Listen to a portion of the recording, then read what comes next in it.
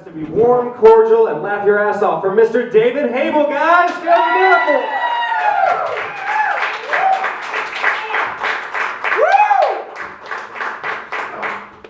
Sorry. Oh, shush. So I don't know what it is about these little apps on smartphones, but they're really addictive. Like, I had a bad breakup, and I rebounded with Candy Crush. What's funny about Candy Crush is I swore I would quit at level 500, and I actually got past 525 and kept going. I swore I'd quit when I started paying for it, and I kept paying for it. I mean, Candy Crush, that's something I did for months. Like, let's just say that I never felt more like a millennial than getting addicted to these games, but not to meth. I only did meth for a week. Just 1 week, and I said, okay, that's enough meth, I'm done with it. Candy Crush? Months. And I relapsed.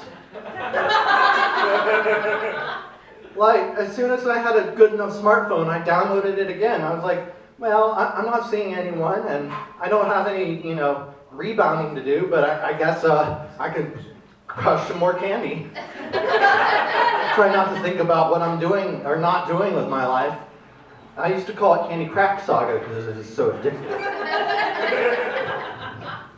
Now, this is the first time I've actually driven to a comedy show outside of Knoxville, where I'm living now. And it feels pretty eventful. It's pretty trippy because I lived here for 2 years. And now I'm driving roads that I only used to walk my freezing ass down in the past. So, I'm going to get in my bag. Because this is only 10 minutes. And I might actually have enough material for 10 minutes. In my bag. Not in my head, just in my bag.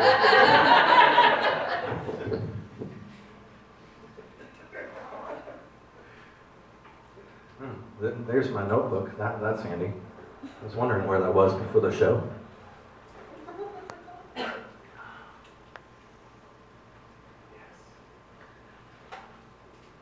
She's got to be so careful with these things. Don't want the lube to get out. That is what she said, actually. I won't tell you the rest of what she said. That was the start of it.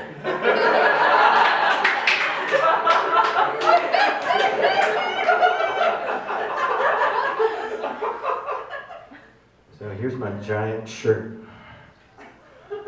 I wonder what people who haven't seen this think of it when they see it. On video it looks washed out, so it could be a KKK costume for all they know.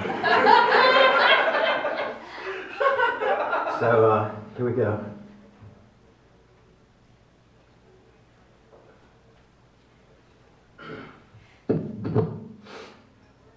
Why is the good shit at Goodwill always extra, extra large? I mean, now my hair's getting long again, so I can start making Jesus jokes with this. I'm sorry, I can't turn your water to wine, but if you're willing to accept PBR, I could do that maybe. I've got this thing called money. That could help. I actually need that one. That just shows you where I'm at in my life. It's just like, can't leave that $1 bill there. And I need to get home eventually. So, yeah, let's see. Deodorant, toothbrush, icy hot, lube, phone charger, sunglasses. So, I was at Goodwill, and I discovered this cassette. And it has a rooster on it. And I was just like, it's only 25 cents. I may as well get this rooster cassette and come home and listen to it. You know what it wound up being? Middle Eastern children's stories. And it took me a minute. I mean, the Arabic writing wasn't a clue enough that it might be. But I eventually listened through to all the funny voices. And did you know, she speaks the same language in Baghdad as they do in Alabama. So last time I was here was April, and we didn't know that Donald Trump was going to get involved in the election. I still think it's a publicity stunt, you know, just to get his name out there, because he's not famous enough already. What was it? Donald Trump had this freak out that there's this Oreos factory in Chicago, and he got really upset with them because they moved to Mexico, which is, you know, a Trump thing to be upset about. I secretly think it's racially motivated. I secretly think that he just doesn't like Oreos because it's white and black touching.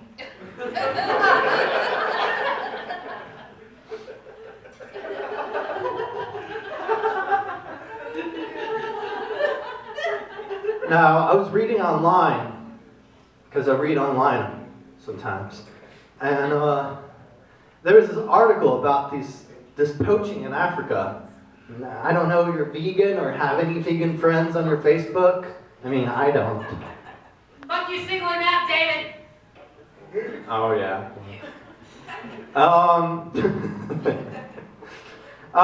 But you hear about poaching if you're friends with vegans. And, I mean, I'm not, but.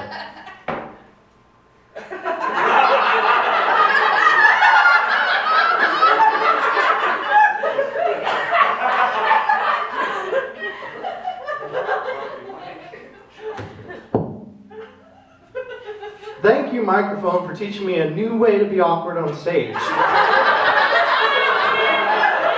I really needed some help with that. That's a different kind of mic drop. Of course, just like, you talk about vegans. There's a little spell from Jessica out there, a little witchy spell that's saying, the vegan joke's really funny. It's about to be much funnier in about 10 seconds here. So, poaching in Africa. We were talking about poaching in Africa. They have these rhinos and elephants, which are these big creatures with horns on their faces. And a lot of times they get poached for their ivory. And so what animal rights groups have decided to do is to start painting the tusk pink, which renders the ivory useless. Now I'm thinking, wow, Africa, that's stopping killing in Africa. What if we painted minorities and moviegoers pink? Cops Warehouse, you're gonna like the way you catch crooks.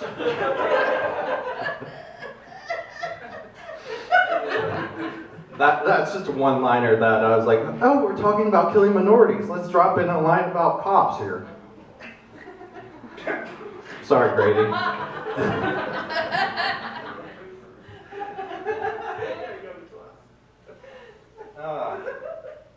see. Oh yeah, Tom Brady. Football Tom Brady.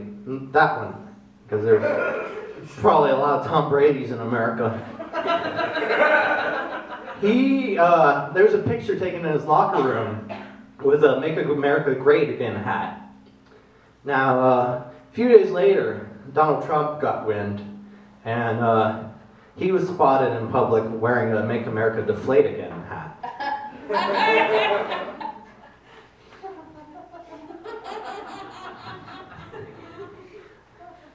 I might be autistic.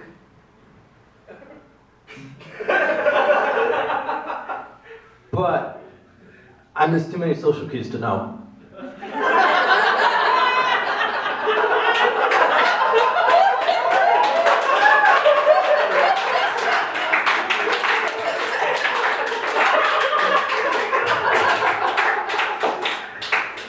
Going along that thread of thinking, I use dating sites. I use Tinder. And every once in a while, you'll see something interesting on there. Like I saw a girl who's a camp director for kids with mental disabilities, and I clicked heart because I thought, she'll understand me.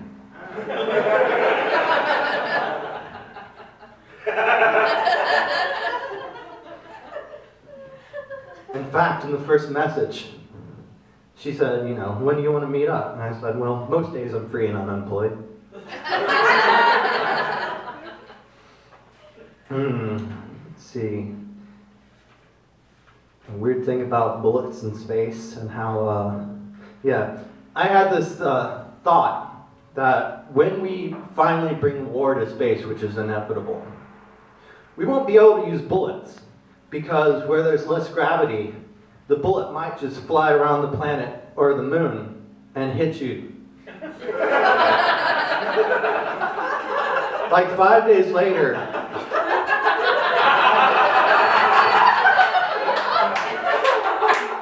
and so war won't be conducted with lasers because, again, it might go around and hit you. So Star Wars is out. I think that the sword industry will come back, personally.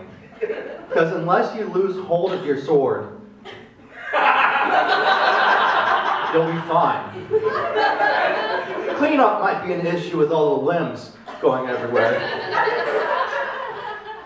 And the blood. It's not going to be a neat little cleanup job like it is on Earth. I've been thinking about, all the revolution generations in politics now, and weed's still not legal. The kids from the 60s and 70s are in politics now, and weed's still not legal. So I'm thinking, what's going to happen when hipsters and millennials reach that age? And I realized what it is, that all comedians, kind of like the Jews and the Nazi tattoos, how they had to get the Star of David tattooed on them or whatever. I think that they're going to require all comedians to have trigger warning tattooed on their forehead.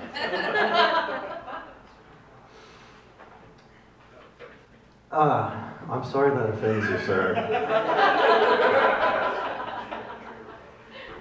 Suddenly, I'm not half the man I used to be. It's now I'm a double amputee.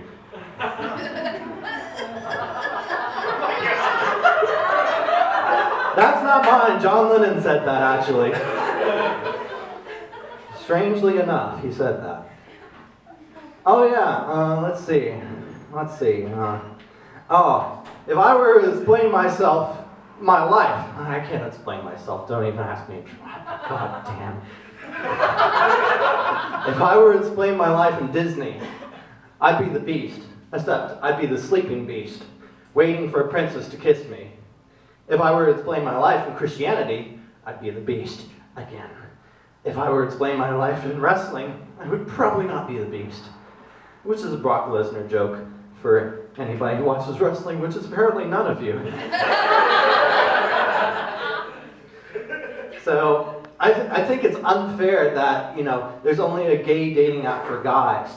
I think there ought to be a dating app for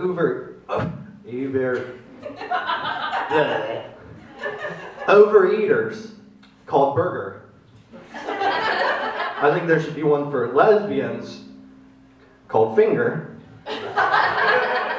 And I think there should be one for people who don't conform called Gender. That last line is something I just thought up on the spot. I did join Grindr briefly. I did.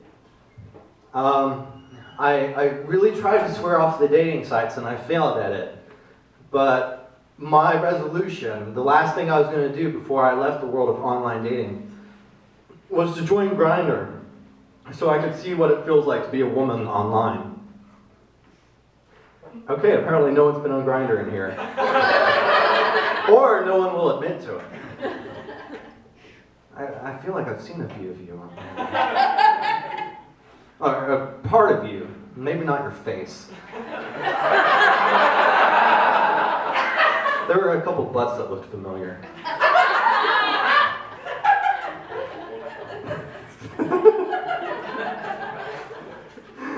said that on stage. Yeah, when I'm trying to Netflix and chill, it works a lot better if I don't mention the freezer.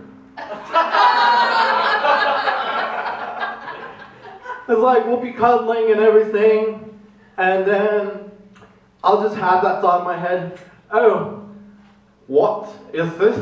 My dick doth betray me.